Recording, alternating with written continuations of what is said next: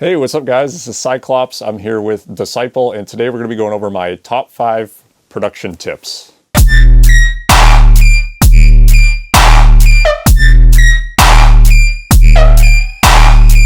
would be to use a spectrum analyzer like Voxengo Span, Isotope Insight, Spectrum, and Ableton comes right with Ableton, and using that in conjunction with your reference mixes to figure out what exactly you like about the reference mixes. So to give an example, I really like using those to figure out like where the sub bass lies like in a mix, seeing like what kind of harmonics go along with the sub bass. So if like the fundamental's at 100 hertz, maybe there's a harmonic at 200 hertz and it's coming in at, this level minus 12 dB or whatever. Another example would be using it to find where the thud on a snare drum comes in level wise.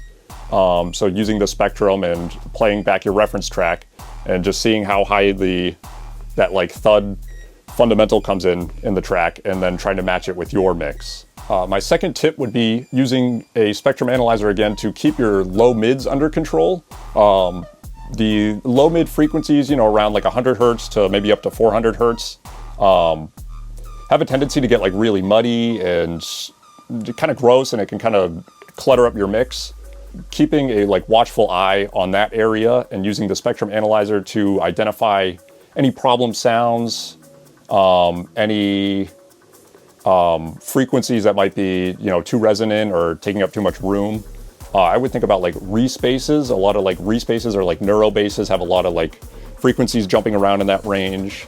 War drums or orchestral drums that are really popular in big dubstep intros. Those can be very resonant and boomy, and create a very messy mix down in the low mids. And yeah, just high passing sounds to make sure that low mid section stays nice and clean. My third production tip would be to use a limiter to keep resonant sounds under control.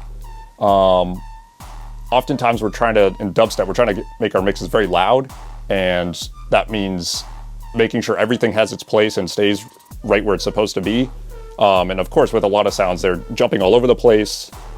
Things like sub bass, very quickly, if it gets too loud, it'll start to clip your mix and be very gross pretty quickly. Things like vocals that have very resonant frequencies, you might want to keep controlled with a limiter. Or very resonant leads and bass sounds can oftentimes start clipping your mix or get too peaky, and so you can use a limiter to help clamp down on those frequencies. My fourth production tip would be to use multiband saturation to help get your mixes louder. In dubstep, everybody's trying to get their mixes louder, and the trick I've found that's helped a lot with that is using multiband saturation. I use the distort tab in RC20.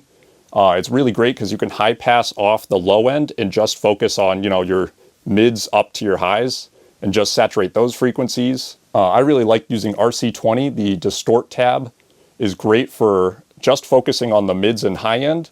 A lot of the times when you have dubstep bass sounds, the bass will be super loud, but the other frequencies will be a lot lower, and you want to try to bring those out without touching the sub bass. So that's a great application. Another one I would recommend would be Saturn by FabFilter, or I think Rift has become pretty popular too. And my fifth and final tip is you don't need expensive gear to work on dubstep. I mean, honestly, a lot of us are just working off of our headphones and laptops, and